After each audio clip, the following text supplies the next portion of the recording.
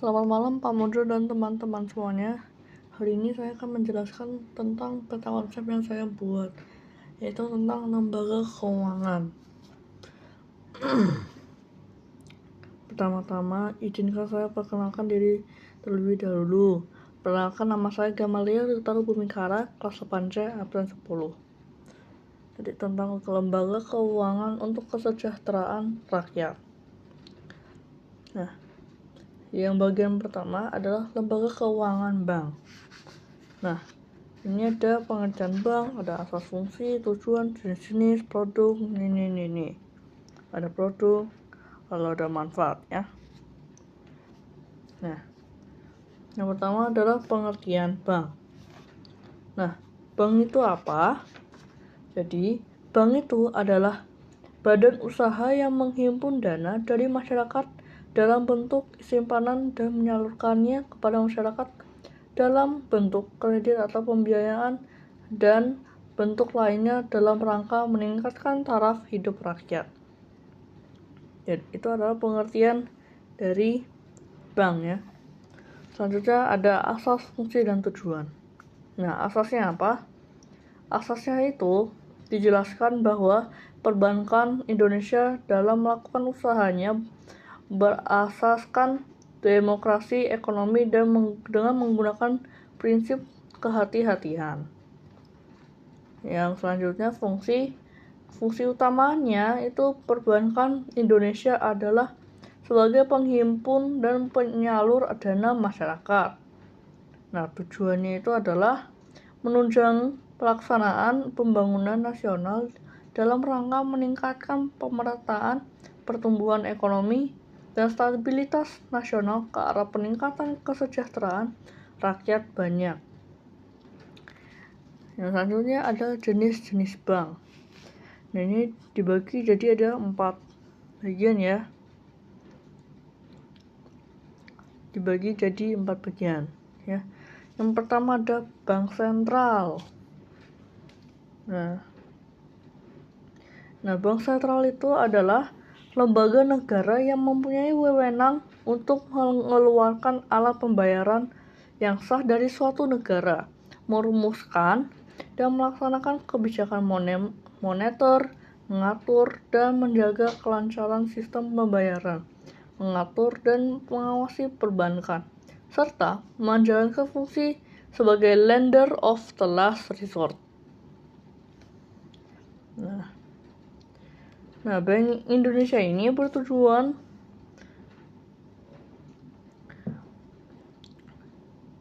banknya ini bertujuan mencapai stabilitas nilai rupiah, memelihara stabilitas sistem pembayaran, dan turut menjaga stabilitas sistem keuangan dalam rangka mendukung pertumbuhan ekonomi yang berkelanjutan. Nah, ada 3 tugas dari bank sentral ini. Yang pertama adalah menetapkan dan melaksanakan kebijakan moneter secara berkelanjutan, konsisten, dan secara transparan. Yang kedua itu mengatur dan menjaga kelancaran sistem pembayaran. Dan yang terakhir adalah menetapkan dan melaksanakan kebijakan makroprudensial. Selanjutnya ada bank umum. Nah, bank umum itu apa? Nah, bank umum ini adalah bank yang melaksanakan kegiatan usaha secara konvensional dan berdasarkan prinsip syariah yang dalam kegiatannya memberikan jasa dalam lalu lintas pembayaran. Nah, jadi di sini ada 5 bank umum ya. Ada bank milik pemerintah, pembangunan daerah atau PBT, BPD, terus umum, swasta nasional, swasta asing, dan campuran. Ini ya. Mohon maaf jika tidak kelihatan ya. Nih ya. Nah, yang pertama itu ada yang milik pemerintah. Nah, ini yang pertama itu akta pendirian bank pemerintah dimiliki oleh pemerintah Indonesia. Contohnya itu seperti pemerintah antara lain Bank Mandiri, BNI, BRI, dan BTN. Yang selanjutnya itu yang BPD. Nah, itu merupakan bank-bank milik pemerintah daerah ya. Contohnya itu kayak Bank DKI, BJB, dan Bank Sumut. Yang selanjutnya itu ada swasta nasional ya. Nah, swasta nasional itu apa? Nah, bank swasta nasional itu didirikan dan dimiliki oleh warga negara Indonesia dan Badan Hukum Indonesia. Nah, ini umumnya itu berbentuk perseroan terbatas. Contohnya kayak seperti Bank Swasta Nasional antara lain Bank Sentral Asia dan Bank Mayapada dan Bank Mega. Selanjutnya ada Bank Umum Campuran. Nah, Bank Umum Campuran itu bank umum yang didirikan bersama oleh satu atau lebih bank umum yang berkedudukan di Indonesia dan didirikan oleh warga negara Indonesia dan Badan Hukum Indonesia yang dimiliki sepenuhnya oleh warga Indonesia dengan satu yang atau lebih bank yang berkedudukan di luar negeri. Nah, contohnya itu ada Bank Resona Perdania dan CIMB Niaga. Nah, selanjutnya ada bank BPR ya, Perkreditan Rakyat atau perekonomian rakyat ya. Nah, ini yang bagian itu bank apa sih? Nah, itu dijelaskan sebagai bank yang melaksanakan kegiatan usaha secara konvensional atau berdasarkan prinsip syariah yang dalam kegiatannya tidak memberikan jasa dalam lalu lintas giral secara langsung. Yang selanjutnya adalah syariah. Nah, syariah itu apa? Nah, bank ini adalah badan usaha yang menghimpun dana dari masyarakat dalam bentuk simpanan atau investasi dan menyalurkan kepada masyarakat dalam bentuk pembiayaan dan bentuk lain berdasarkan prinsip syariah. Nah, prinsip syariah itu kayak gimana? Nah, prinsipnya itu dijelaskan sebagai prinsip hukum Islam berdasarkan fatwa dan pernyataan kesesuaian syariah yang dikeluarkan oleh lembaga yang memiliki kewenangan dalam penetapan fatwa di bidang syariah. Nah, bank syariah ini ada dua, ada yang bank umum sama yang BPR ya. Nah, bank umum syariah itu apa? Bank yang dalam kegiatannya memberikan jasa dalam lalu lintas pembayaran. Kalau yang BPR itu jenis bank syariah yang dalam kegiatannya tidak memberikan jasa dalam lalu lintas giral secara langsung. Ya. Jadi itu adalah jenis-jenis bank. Selanjutnya ada produk perbankan ya. Ada produk kredit pasif sama kredit aktif. Yang pertama ada kredit pasif. Yang dibagikan ada 3, ada giro, deposito, sama dan tabungan. Nah, produk kredit pasif itu aliran dana yang masuk dari masyarakat ya. Nah, yang pertama itu ada giro ya. Giro itu adalah simpanan yang dapat digunakan sebagai alat pembayaran. Yang selanjutnya deposito itu simpanan yang penarikannya hanya dilakukan pada waktu tertentu berdasarkan perjanjian nasabah penyimpanan dengan bank. Kalau yang tabungan itu simpanan yang penarikannya dapat dilakukan menurut syarat tertentu yang disepakati, tetapi tidak dapat ditarik dengan cek, bilet giro, atau alat lainnya yang dipersamakan. Oke, jadi itu yang kredit pasif. Sekarang yang aktif ya. Nah, produk kredit aktif itu aliran yang diberikan bank kepada masyarakat untuk berbagai tujuan.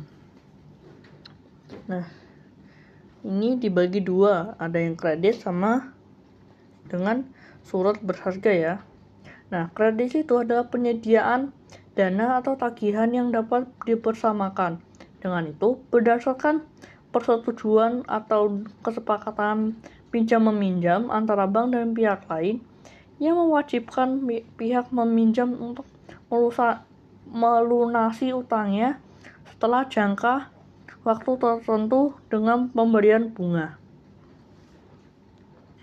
Yang selanjutnya ada surat berharga ya. Nah, surat berharga ini adalah surat pengakuan utang, wesel, saham, obligasi, sekuritas kredit, atau setiap derivatifnya, kepentingan lainnya, atau suatu kewajiban dari penerbit dalam bentuk yang lazim diperdagangkan dalam pasar modal dan pasar uang. Nah, jadi itu adalah yang produk perbankan ya. Sekarang kita yang bagian manfaat bank. Yang hanya ada menyediakan jasa di bidang keuangan kepada masyarakat, atau bisa disebut juga nasabah. Hubungan antara bank dan masyarakat saling menguntungkan ya. Jadi itu di satu sisi itu dengan adanya bank, transaksi keuangan masyarakat dapat terlayani. Di sisi lain itu bank turut menikmati keuntungan yang dihasilkan pelayanan transaksi tersebut. Selanjutnya itu ada memperlancar program pembangunan pemerintah. Nah, ini dari seluruh dana yang dihimpun oleh bank, sebagian atau seluruhnya digunakan untuk mengembangkan sektor-sektor usaha produktif yang dapat menyejahterakan rakyat banyak, khususnya golongan ekonomi lemah. Ya, jadi itu yang manfaat ya. Oke, jadi itu adalah bagian yang lembaga keuangan bank. Sekarang kita yang bagian lembaga keuangan bukan bank atau LKBB. Ya, itu singkatannya ya. Pengertiannya itu adalah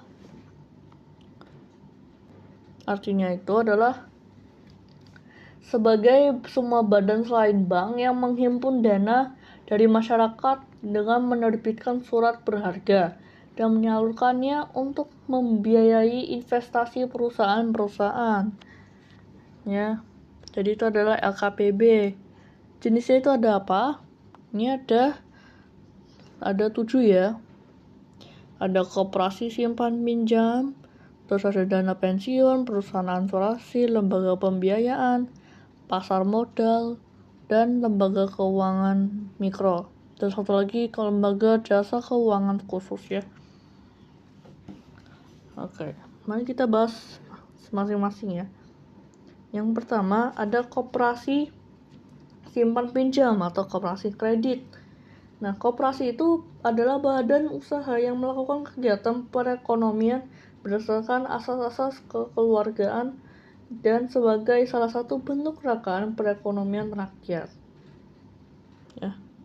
Nah, yang dana pensiun itu adalah badan hukum yang mengelola dan menjalankan program yang menjanjikan manfaat pensiun. Selanjutnya itu ada perusahaan asuransi. Nah, perusahaan asuransi itu apa? Nah, ini perusahaan asuransi itu memiliki itu asuransi sebagai perjanjian antara dua pihak ya. Ada yang perusahaan asuransi dan pemegang polis ya. Nah, yang menjadi dasar bagi penerimaan premi oleh perusahaan asuransi sebagai imbalan untuk apa aja?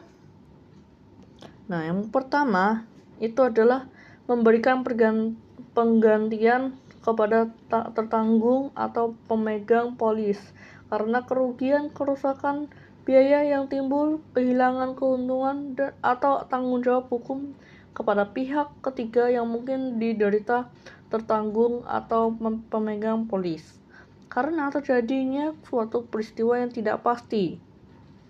Atau yang kedua, memberikan pembayaran yang didasarkan pada meninggalnya tertanggung atau pembayaran yang didasarkan pada hidupnya tertanggung dengan manfaat yang besarnya telah ditetapkan dan atau didasarkan pada hasil pengelolaan dana.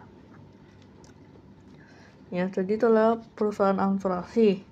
Sekarang yang lembaga pembiayaan. Nah, ini adalah badan usaha yang melakukan kegiatan pembiayaan dalam bentuk penyediaan dana atau barang modal. Ya. Jadi ini bisa dibedakan menjadi dua ya. Ada yang lembaga pembiayaan pembangunan dan lembaga perantara penerbitan serta perdagangan surat berharga ya. Itu yang pertama ya. Lembaga-lembaga ini menghimpun dana dari dalam dan luar negeri dengan cara mengeluarkan surat atau kertas berharga, misalnya kayak wesel, saham, dan obligasi. Ya, melakukan usaha sebagai makelar, komisioner, dan berdagang dalam pasar uang serta pasar modal. Ya, yang selanjutnya itu ada leasing ya atau sewa guna usaha. Leasing itu adalah setiap kegiatan pembiayaan perusahaan dalam bentuk penyediaan barang-barang modal untuk digunakan suatu perusahaan dalam jangka waktu tertentu berdasarkan pembayaran secara berkala. Ya. Jadi itu yang lembaga pembiayaan ya. Selanjutnya ada pasar modal.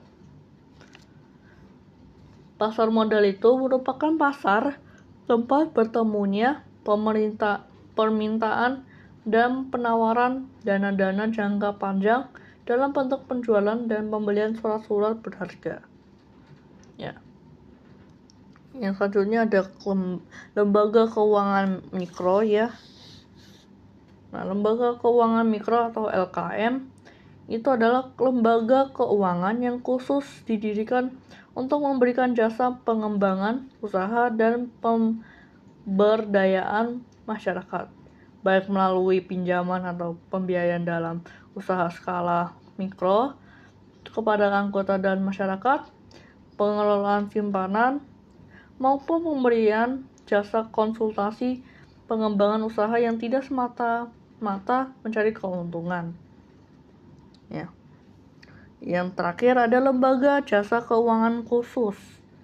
Nah, ini artinya itu meliputi beberapa lembaga atau perusahaan yang dibentuk atau didirikan untuk melaksanakan tugas dan fungsinya itu bersifat khusus. Umumnya berkaitan dengan upaya mendukung